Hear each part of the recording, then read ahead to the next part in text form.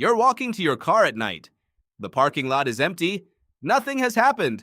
Nothing is wrong. But your heart is already pounding.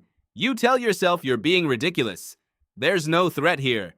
This is a paved lot under a streetlight, not a forest at dusk. But your body doesn't believe you, and the real answer for why is far stranger than you think. Your brain isn't built for this parking lot. It's still built for a different world. A world that disappeared 11,000 years ago, and no one ever sent it the memo. Here's what's actually happening. Deep inside your skull sits a small almond-shaped cluster of neurons called the amygdala. It's not thinking, it's not reasoning, it's scanning, constantly. For one thing only, is this going to kill me? The amygdala doesn't know what a car is. It doesn't know what a job interview is, or a text message left unread, or a stranger's tone of voice in a meeting. It only knows patterns, shadows, sudden movement, isolation, silence where there should be sound, and when those patterns show up, it doesn't wait for permission. It fires first and asks questions never. This made perfect sense for most of human history. For roughly 200,000 years, your ancestors lived in small, exposed groups on the African savanna, then later across forests, steppes, and coastlines. There were no walls, no locks, no streetlights. There were lions. There were rival groups. There was the very real possibility that the rustle in the grass was not the wind. A 1908 psychologist named Robert Yerkes, working with John Dodson, discovered something that still carries his name today, the Yerkes-Dodson law.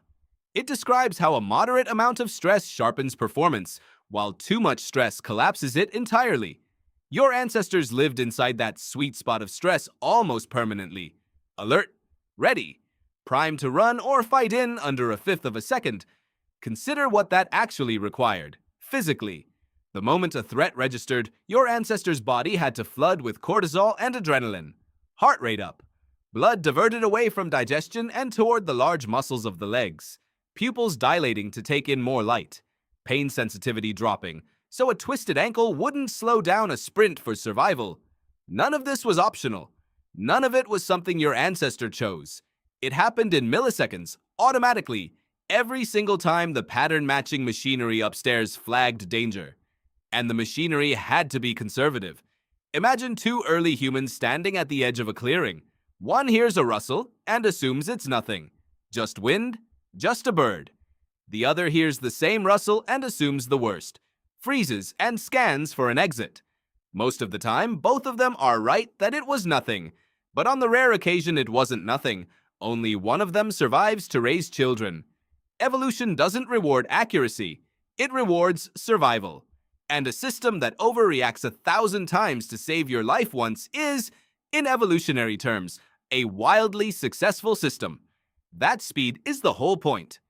Neuroscientist Joseph LeDoux spent decades mapping what he called the brain's low road, a shortcut from your eyes and ears straight to the amygdala, bypassing your slower, more rational cortex entirely. The high road thinks, the low road just reacts, and the low road wins every single time because in the world it evolved for, the difference between reacting in 200 milliseconds and reacting in 2 seconds was the difference between living and not living. So your ancestors who hesitated, who waited to rationally assess the rustle in the grass, didn't get a second chance to pass on their cautious genes. The nervous ones survived. The calm ones more often did not. Isn't it strange that you are descended almost exclusively from warriors? Fast forward to now. The lions are gone. The rival tribes are gone. You live behind a locked door with a phone that can summon help in under a minute. By almost every objective measure, you are safer than any human who has ever lived. And yet your amygdala doesn't read statistics. It reads shadows. It reads silence.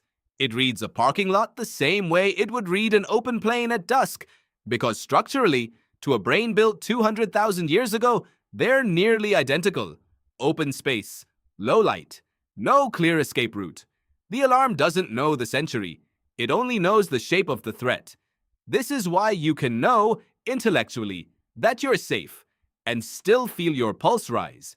Your cortex is shouting we're fine, while your amygdala is already moving your legs faster. Two systems, two different timelines, living in the same skull. Psychologist Daniel Kahneman described something close to this divide in his work on fast and slow thinking. One system instant and instinctive, the other slow and deliberate. The fast system isn't stupid, it's just old. It was optimized for a world of immediate physical danger, not a world of emails, traffic, and awkward silences. And here's where it gets stranger. That ancient alarm system doesn't just fire for lions anymore. It fires for anything that resembles a threat to your survival, even symbolically. A risk of social rejection, a risk of failure, a risk of looking foolish in front of others. To your amygdala, being excluded from the group wasn't a minor embarrassment. For a Paleolithic human, it was a death sentence. A lone human, separated from the tribe, rarely lasted long against predators or starvation. So when you feel that hot flush of anxiety before hitting send on a difficult message, or before walking into a room full of strangers, you are not malfunctioning. You are running software that once kept your entire bloodline alive. It just doesn't know that the stakes have changed. Anthropologist Sarah Hrdy has written extensively about how human survival was never really an individual project. It was a cooperative one. Infants who could not feed or defend themselves needed a web of caregivers, not just a mother, to make it to adulthood. Belonging wasn't a nice-to-have, it was infrastructure. Lose your place in the group, and you lost your odds of survival entirely. That's why social pain and physical pain share overlapping circuitry in the brain. Researcher Naomi Eisenberger ran an experiment in the early 2000s where participants were excluded from a simple ball-tossing game while inside a brain scanner. The brain regions that lit up during social rejection were strikingly similar to the regions that activate during physical injury. Your brain, in a very real sense, treats heartbreak like a wound. Think about that. A relationship ending, a friend group drifting away, a comment that stings on social media. None of it threatens your physical body, but your amygdala doesn't make that distinction. It evolved in a world where exclusion and death were practically the same outcome, separated only by time. Consider how strange this makes your daily life. You can scroll through a feed for 10 seconds, see that a photo has fewer likes than you expected, and feel a small, genuine drop in your chest. That drop is real. It's not imagined or performative. It's the same ancient circuitry that once warned a Paleolithic human they were drifting toward the edge of the group, toward the place where the fire's light grew thin and the dark began. Your brain has no setting for "this is just an app." It only has a setting for "you may be losing your people," and it applies that setting to almost everything, from a slow reply to a missed invitation. Anthropologist Robin Dunbar, known for his research into the cognitive limits of social group size, has argued that human brains evolved specifically to track relationships. Who is trustworthy? Who is an ally? Who might turn against you? That tracking never switched off just because the tribe became a group chat. You are still running the calculations of someone who needed to know, with certainty, who would share their food with you in a hard winter. So, what do you do with an alarm system this old, this sensitive, and this poorly matched to modern life? You don't get rid of it. You can't. It's not a flaw in the design, it's the design. Every person reading this exists because their ancestors' alarm systems worked. The anxious ones noticed the predator first. The anxious ones kept their children closer. The anxious ones survived long enough to pass that same wiring forward, generation after generation, until it reached you. What you can do is recognize the gap. When your chest tightens before a presentation, that is not evidence that something is wrong with you. That is 200,000 years of finely tuned survival instinct, misfiring in a room with PowerPoint instead of predators. When you feel that prickle of unease walking to your car, you can notice it, name it, and let your slower, rational mind take the wheel back from the faster, older one.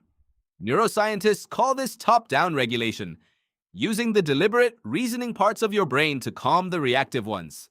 It's not about silencing the alarm, it's about understanding why it's ringing, so you can decide calmly whether to listen. This is harder than it sounds because the amygdala has a head start. By the time your slower, reasoning mind catches up to a threat signal, your body has often already reacted. Your shoulders have already tensed, your breath has already shortened. The work of top-down regulation isn't preventing the alarm from ringing at all. That's not realistic, and it was never the goal evolution had in mind. The work is shortening the gap between the alarm ringing and your rational mind stepping in to ask, is this actually the savannah, or is this just a parking lot? Some researchers studying stress resilience have found that simply naming an emotion, quietly thinking, this is fear, or this is anxiety, rather than just feeling it, measurably reduces activity in the amygdala itself. Putting language to the sensation seems to hand some control back to the newer, slower parts of the brain.